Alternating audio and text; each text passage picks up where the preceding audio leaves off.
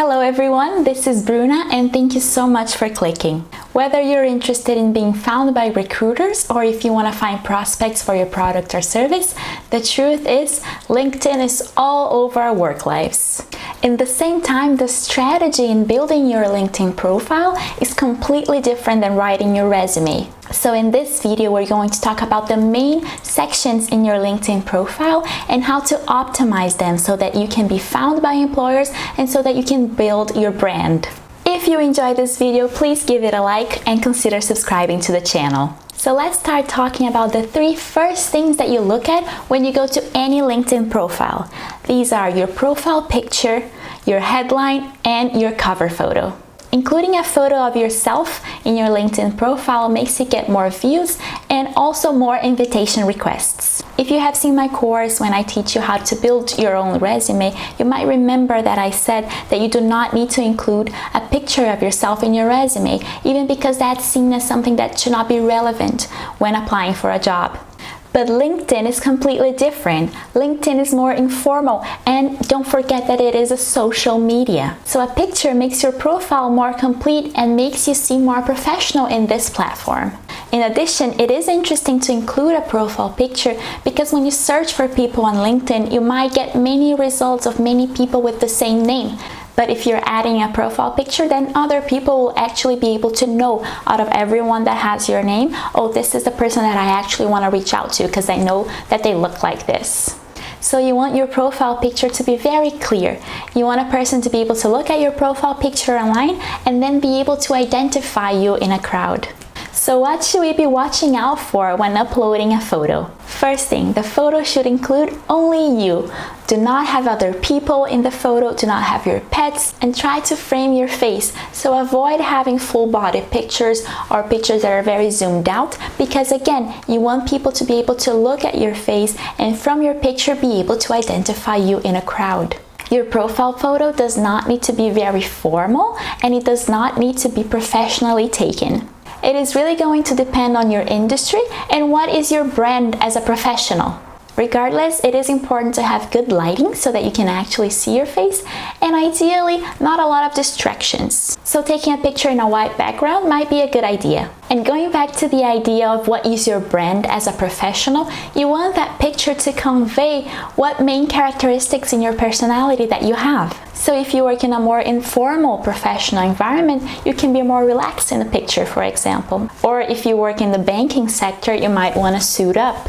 Regardless of how you tweak the picture, I advise you to smile. And that is because you want to be approachable. You want people to feel comfortable reaching out to you, connecting with you, sending a message. And just by smiling, we become more approachable. So as an example, let's look here quickly at my profile picture on LinkedIn. So what can you see here from what we talked about? The picture is only me. There's no one else in the picture and it is framing my face. So my face is very evident. The picture is bright, so there is good lighting.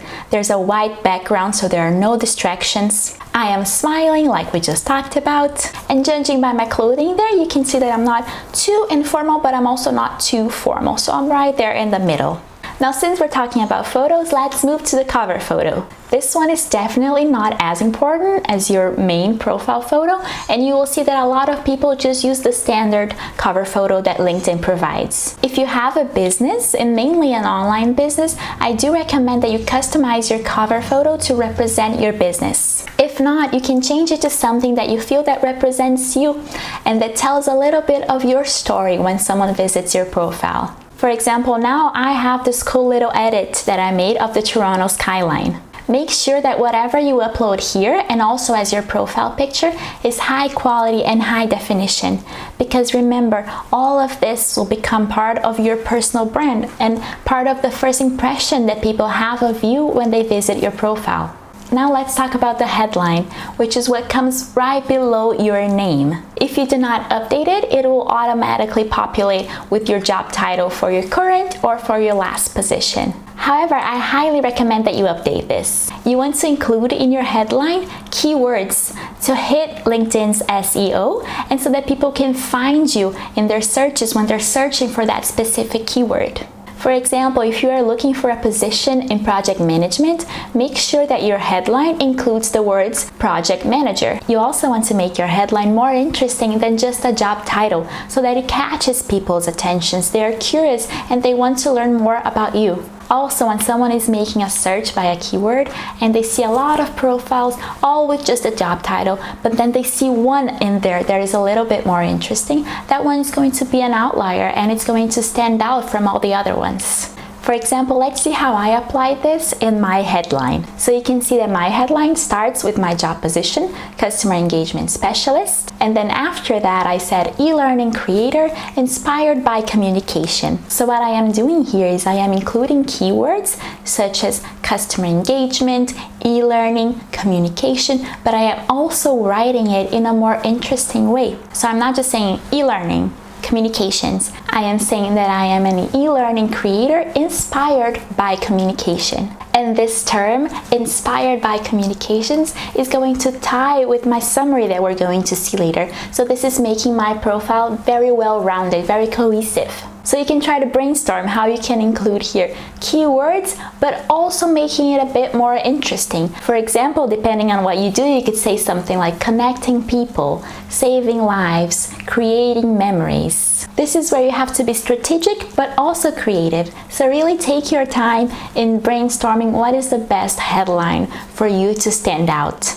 Now let's talk about industry and location. Companies and recruiters search for people based on these criteria, so it is important to have your profile updated with the industry and with the location that you want to be found by other people. The industry information doesn't even appear in your public profile, but it is used by recruiters to filter people, so it is important to have it updated. And as for the location, you don't necessarily need to have there the city where you're living currently, but instead have the city where you want to be found in searches. For example, when my partner and I were planning on moving to Canada, he changed his city on LinkedIn to Toronto, and just by changing the location, he immediately started being approached by companies and by recruiters with relevant jobs for his position and for this location. So if you are ever changing cities and need to find a new job in the new location, definitely change your LinkedIn profile before you move so that you can start being exposed to the opportunities in this new market. In order to edit all these sections that we just talked about, you simply click on the pencil icon, and this is where you can change information and upload new photos. Now let's talk about your profile summary. This can be seen as your elevator pitch on LinkedIn. It is very important and will be looked at right after your name, your headline, and your photo. You want to keep it short and relevant. Odds are, if it's too long, people will not read it all. So aim for just a few sentences and just 1 to 3 paragraphs the most. It is important for this to be impactful, so make sure you're including facts, number, and experiences who really show the value that you can provide. This is also where you want to show your personality and you want to tell people a little bit more about your personal brand. And this right here is another opportunity for you to include keywords so that people can find you. So you can include here skills, past experience, and experience you aspire to have in the future. All of this will help your profile be found when people search for specific keywords. For example, in my summary, I used keywords such as business communication skills, online learning, sustainability, support, but I also wrote it in a way that really shows who I am. And it took me quite some time to figure out what I wanted to write in the summary. For a long time, I even had this section blank. I didn't even have a summary, but it is so important. So after learning more about LinkedIn and after just sleeping on it, I had the intuition of what I had to write here so that it was really true to myself. And this is why I start my summary talking about how I understood that I wanted to work with communications and how this was a game changer for me. So yes, writing this section can be quite challenging, but right here I'm going to give you all the tips that I have so that you can create your profile the best way possible. If you are finding this video valuable so far, please let me know by giving it a like. It will be much appreciated. My advice for this section is to write it from a first-person narrative. Remember, LinkedIn is very different than your resume. In your resume, you're not even writing full sentences and you're writing more in third person.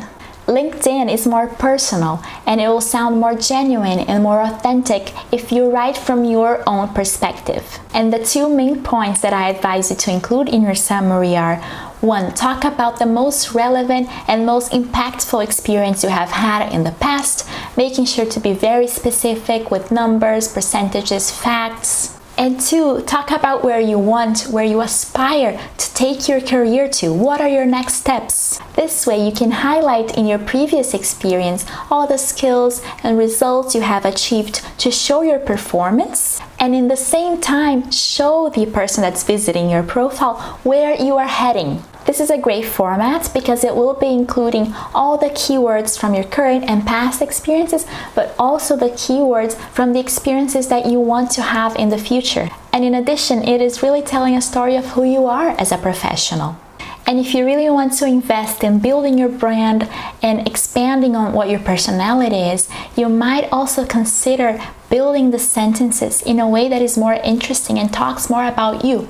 For example, instead of just saying, I am a graphic designer, you might want to say, I am a graphic designer passionate about telling stories through image. Or for example, instead of just saying, I am a civil engineer working in the home building field, you might also want to add that you're inspired about building your client the home of their dreams. For the past experiences, remember to be as specific as possible and give as many details as possible. For example, if you're in project management, how many projects have you worked on? How many people were included? How long did it take? What were the results? In my profile, you can see that I'm sharing that I have taught over 900 students, that I have dealt with people from over 20 different nationalities. So I am also including those specifics in the previous experience section. And to finalize the summary section, you can also consider adding some media. So you can add photos, videos, links, presentations, anything that you feel that will contribute telling a story of who you are in a more dynamic way. Now let's talk about experience. Here you're going to be including all the relevant experience you've had, including your job title, company name, period of work, and a description.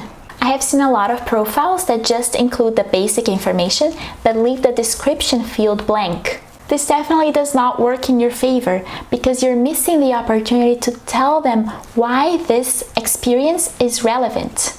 What were your results? What was your impact? What skills did you develop? If the company that you worked for is smaller, you can have as the first line of your experience a brief explanation of what the company does for context. A good tip to create an engaging description is to start with the results or the impact that you have and then say how you got there. For example, I said right here, I help hundreds of companies communicate their sustainability practices to a broad network of buyers by educating them and guiding them through the assessment.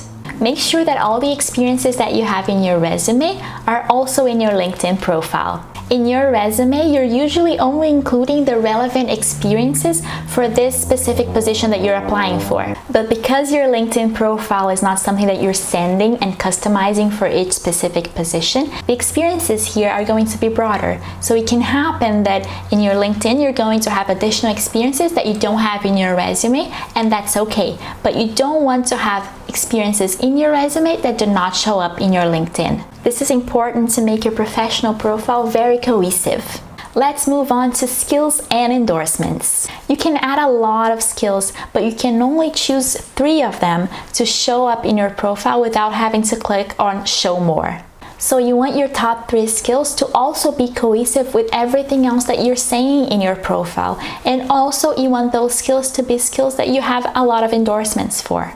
And if you don't have a lot of endorsements yet, feel free to ask your coworkers to endorse you, and in turn you can do the same thing for them. The purpose of this section is to build credibility, because it's not just you saying that you have that skill. No, there's other people that are also validating that. And again, it will help people find you in searches based on the skills that you have here. Same thing with the section recommendations. What it does here is build credibility for you. Finally, the additional sections such as voluntary experiences, causes and groups that you follow, people that you follow. These sections will also help provide additional information of who you are as a professional and as a person, what you care about and what are your interests. So these are definitely not the priority when you're building your profile, but they help really showcase who you are and have a very well-rounded profile. So this is it for this video. Thank you so much for watching until the end.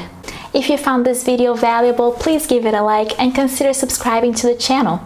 If you are interested in learning more about writing a resume, cover letter, preparing for a job interview, I will be linking down below other videos that I have in the channel about this, and also my online course. Thank you so much once again, and until next time.